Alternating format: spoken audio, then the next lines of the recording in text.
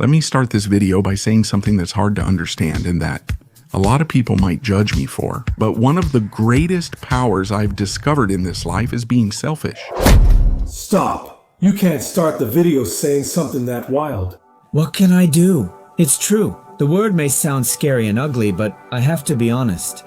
Understanding that changed my life completely. And I'm not just saying that. When I explain a bit about my perspective on the world, how systems operate, and what it takes to achieve the long-awaited success, you'll understand. To explain, I'll use a movie scene, my job, my salary, and some bizarre stories from around the world, all with the intention of making you leave here thinking, yeah, I really need to be more selfish. Hey, you idiot. Have you ever looked up the meaning of that word? Yes, I checked. Come see with me. Selfishness is caring too much about your own interests and ignoring others. In other words, it's the habit or attitude of a person putting their interests, opinions, desires, and needs first. You can't seriously think it's right for people to act that way. Yeah, I know how it is. Our whole lives we're taught to be selfless, to think of others, and I'm not saying that's wrong. I just think the problem isn't selfishness itself. The problem is right here. Look, in our interests, opinions, desires, and needs. Now relax, I'll explain it to you better. It's undeniable a lot of what we desire in this life is manufactured by this corrupted world we live in. All those things I mentioned aren't really ours, they're just social constructs. And as time goes by, we start to look only and exclusively at these constructed needs, totally forgetting to look at what our heart really wants. But I'm not going to keep rambling on with this cute philosophical talk. Let me tell you about a scene that illustrates exactly what I'm talking about. It's a scene from the movie American Fiction, which, by the way, is really good, okay? I recommend it to anyone interested. Basically, it's the story of a cultured intellectual writer, a well-educated guy full of talent who writes dense, sophisticated books, but they don't sell. The critics even praise his books, but they're not popular at all. And what bothers this frustrated writer the most is that when he looks at the world, he realizes that the books that sell the most, the best sellers, the big and most prestigious writers of the moment, are completely empty, stupid writers who rely on forced stories and hide behind minorities or social issues, make books relevant only for those reasons, since the actual quality is poor. Damn! Yeah, the kind of book critics say is important and necessary, but poorly written. Exactly. That's exactly what we're discussing. Then one night, angry, this writer decides to play the game. He takes on the persona of a black ex-convict and writes a book, pretending to be this supposed person. He adapts his vocabulary, writes in any way he wants, and in less than a day, he finishes his book. He gives the book to his agent just to test something out. The agent shows it to some critics and a few publishers, and guess what? They want to publish the book. I've never been offered this much money. It's a joke. Well, now it's the most profitable joke you've ever told. After reading the book, the agent refused to show it to his contacts, thinking it was garbage. You didn't even want to send it before. I know. I broke sales rule number 1. Never underestimate people's stupidity. But now he's dying to publish it. He just needs to convince our writer friend, who couldn't even convince himself to publish this crap. I'm not gonna sell. Why not? Because it's garbage, Arthur! Admirable, but you still haven't made any money. Doesn't your mother need help? He starts messing with the writer, starts pushing, creating a need inside him. Or rather, creating a feeling of desperation to make money at any cost. After much insistence, he finally convinces him. It's not great literature, but it satisfies a desire. Most of his books were good and complex, but they're not popular since most people prefer easier reads. They publish the book, and as expected, it's a hit. This best-selling book sells fast, gets a movie deal, and earns him speaking invitations. He reversed his creative process for the first time. He did what society asked for, what the world was showing would work. He wrote something completely trivial and stupid to him, and it worked. That's it! The less I know, the more I earn. Well, it would be nice to come here and say that this is a reality that only happens in this movie, but it's not. You can look anywhere, in any field, and you'll soon find someone you think is stupid and pathetic making a lot of money. And it's exactly in those moments that that voice pops up in your head, playing the same role as the agent in the scene. That voice that says, what if I try to go down that path? What if I create things that have nothing to do with me, that I think are garbage, but people will definitely consume? After all, who cares, right? I have to get on with my life. Better their mother crying than mine. Is it wrong to cater to the audience's interests? If you don't mind feeding people's desires for profit. I'm happy to give the market what it wants. That's a pretty complex discussion. No matter what field you work in, you'll always face this dilemma. Here in my case, it's the same thing. Whenever I'm trying to create something, this conflict comes up. It's like two extremes inside me start an argument. One side argues, make the video go viral at any cost, cater to the market, monetize, make money, and ignore everything else. On the other hand, there's a voice urging me to enjoy the process and create something meaningful and authentic. Meanwhile, I'm stuck in the middle, trying to reconcile this dialogue. That's the pain of every creator, entrepreneur, or whatever you want to call it. And even to try to illustrate this here, which I'm talking about in a general and very simplified way, think about two extremes here. On one side, we have pure art, and on the other extreme, commerce, the pure need to sell. On the far left, we find guys like Van Gogh, who simply made his art for himself to express what he felt. He kept doing it his whole life, that's right, living in misery. His success came only after his death. Did anyone buy his paintings? No, So you're poor. I am really poor. So you actually believe that God gave you this gift because he wants to keep you in misery? I never thought about it that way. And as we move further along this line to the right, we start leaving behind that side of pure art and moving more towards commerce. And when we get right in the middle of this path, we might find figures like Steve Jobs, a guy who was obsessed with the product, with improvement, with creation, but who also found something that people wanted, that people seemed to need. He did his business, his marketing, and in the combination of these two things, he ended up being, for many, one of the most relevant and successful men who ever existed. Remembering that you are going to die is the best way I know to avoid falling into the trap of thinking you have something to lose. You are already naked. There is no reason not to follow your heart. Continuing along these lines, we eventually reach the far right, where the Jordan Belforts of the world are. A guy who didn't create any art himself. His art basically was selling crap, selling stocks that were worthless, deceiving his clients to get rich. I was a high-level criminal. I played the crime game very carefully for many years to cover my tracks. At this point, we're going to meet our friends from the pyramid scheme. People who write ChatGPT ebooks on getting rich fast, and those who sell courses on selling courses. Basically, those who don't care about the method or the means. All they really want is to make money. Do you pay your own credit card bill? Great! Pick up the phone and start dialing. Is your landlord trying to evict you? Great! Pick up the phone and start dialing. Does your girlfriend think you're a damn loser, a useless guy? Great! Pick up the phone and start dialing. I want you to deal with your problems by getting rich. And as much as we might condemn this right side here, in practice, it's pretty clear that the world ends up pushing most people to this side. That's exactly what happened with the writer in the scene I showed. He spent his career trying to stay on the left side, but his frustrations and circumstances push him to the other side. And even worse, when he goes to the right side, that's exactly when society rewards him. And this process is very real. Just think about your own life and you'll notice people earning more than you, people you consider stupid doing better. You'll notice some people reject you for not giving them the life they want.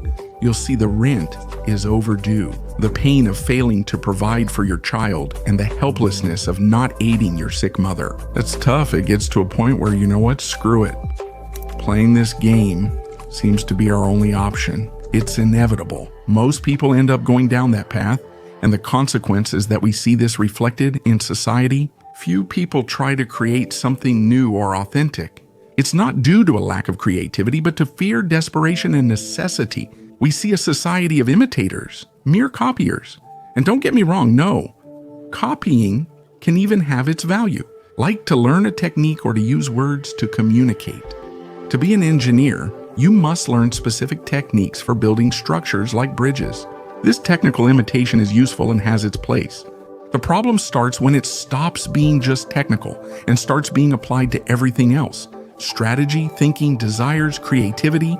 In content creation, you can easily see this. On any social network, you'll see trends everywhere. People copy others' videos, formats, and hooks.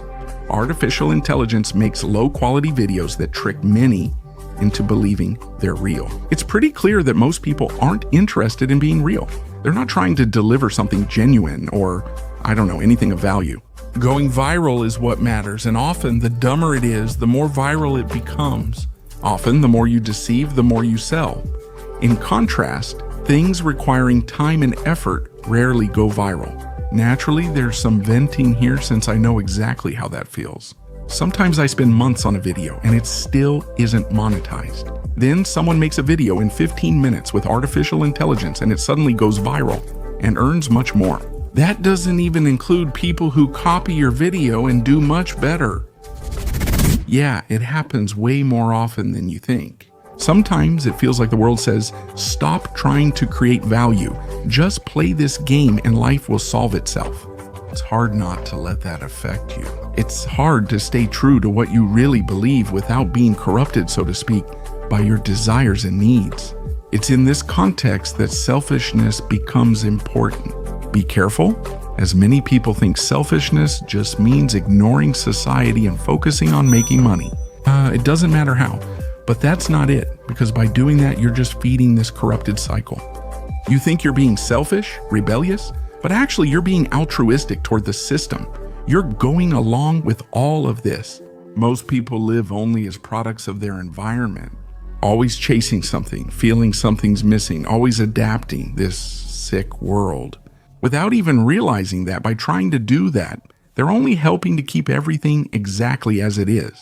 The selfishness, is actually the opposite. It's not caring about those external needs and desires that this corrupted world creates, and instead seeking to fulfill your own internal needs and desires. It's the selfishness of going after what truly sparks your curiosity, of creating what you believe in, of giving shape to what exists inside you. But hold on, don't get carried away by this talk, because I have to be honest here. Creating what you believe in doesn't guarantee success, recognition, or much less stability in your life. That's why it's hard for someone to choose this path. And, in my humble opinion, the collapse we see happening in society comes exactly from that.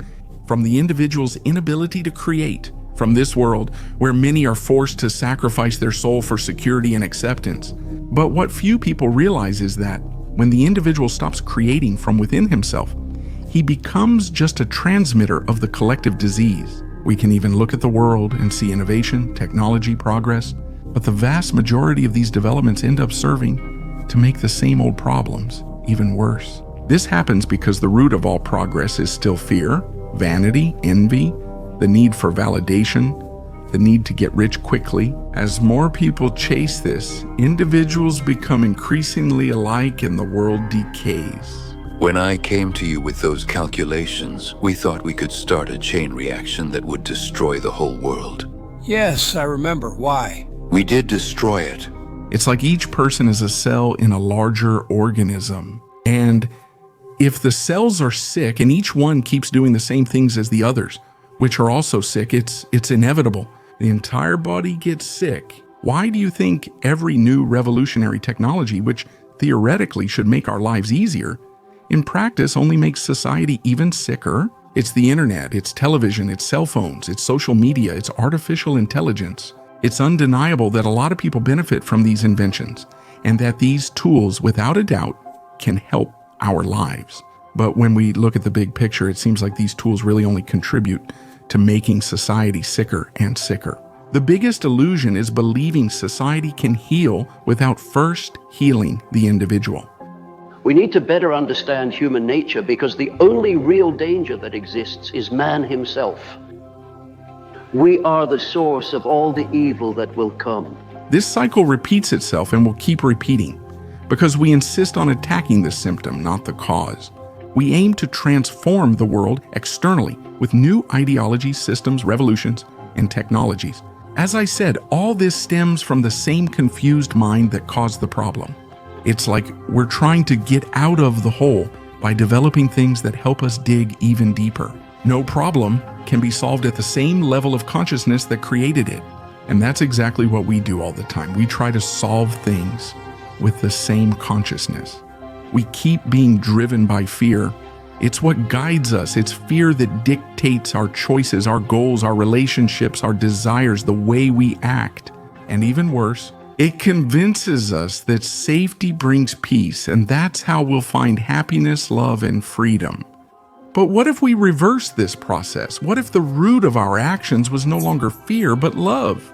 Not that romantic love from Hollywood movies, but the love that allows us to look inside and do what our pure instinct desires, what our soul asks for. Your time is limited, so don't waste it living someone else's life. Avoid the trap of dogma, living by others' thinking. Don't let the noise of other people's opinions silence your inner voice. Most importantly, have the courage to follow your heart and intuition. It already knows what you truly want to be. I believe that it's with this awareness that we can do our best in this life, that we can deliver our true potential and really achieve what deep down we are searching for. When you enter this state, you notice a sudden change in your life. You stop running against time. The process becomes your friend, and time becomes your greatest ally. The other day, I posted a video about the movie Gattaca. And what I find interesting about this movie is that it went through exactly what I'm talking about. Although today it is recognized, at the time of its release it was pretty weak. That's because the industry immediately labeled it a science fiction movie when it was released. People went to the movies expecting action and something like Star Wars, but Gattaca isn't like that at all. Anyone who saw the movie found it slower and more dialogue heavy, a different approach. The result? Initially, the movie got poor reviews and turned people away. Over time, the right audience discovered this movie, and now it's very popular and appreciated. Time is the ally of good movies, good writing, good music. You know, people will discover them over time. Time was Gattaca's greatest ally. It was the same with Fight Club. Today it's seen as a big success, but it wasn't like that at first. The movie faced heavy criticism before that. Hello. A bunch of rancid and depressing garbage from start to finish. Rex Reed from the New York Observer. A bland mix of childish, whiny philosophy with brutal violence. Kenneth Tron, LA Times. Did you understand what I mean by time is an ally of good things? And of course, in theory, that's beautiful, but sometimes it feels like we don't have time. We know that in our lives, a lot of people can depend on us, people who depend on our work, our money, our effort. How can you dream of something different in this scenario? We want so much to protect those we love that we sacrifice our own lives for it. Selfishness here means knowing that if you don't save yourself, everyone who depends on you suffers too. It's like the same situation with the airplane's oxygen mask. When things go wrong, you need to put it on yourself first. I know there might be a child you love by your side, and you would give your life to save them. But if you don't solve your own problem first, you'll only harm them. In a desperate attempt to save them, you might end up running out of oxygen and end up killing them. That's the selfishness. I mean, you often have to help yourself before you can help others. I really believe in this perspective. I even found it interesting when I saw the actor Matthew McConaughey talk exactly about this in a recent podcast. He discussed the 10 life goals he wrote down when he was young. I don't know what else to add to this list. And among all of them, what caught my attention the most was number 5. Being an egocentric utilitarian. Being an egocentric utilitarian. That's what I'm trying to explain. Someone who transforms their selfish wants and interests into something beneficial for the world.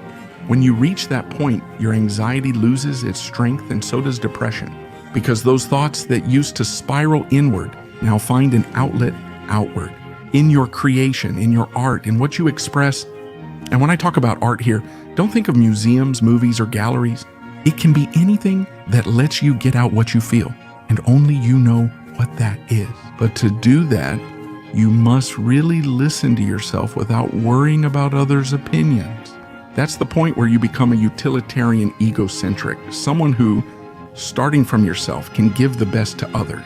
That's where I becomes we. That's where your personal truth becomes something that truly serves, and not just another product of the same sick system that claims to serve you.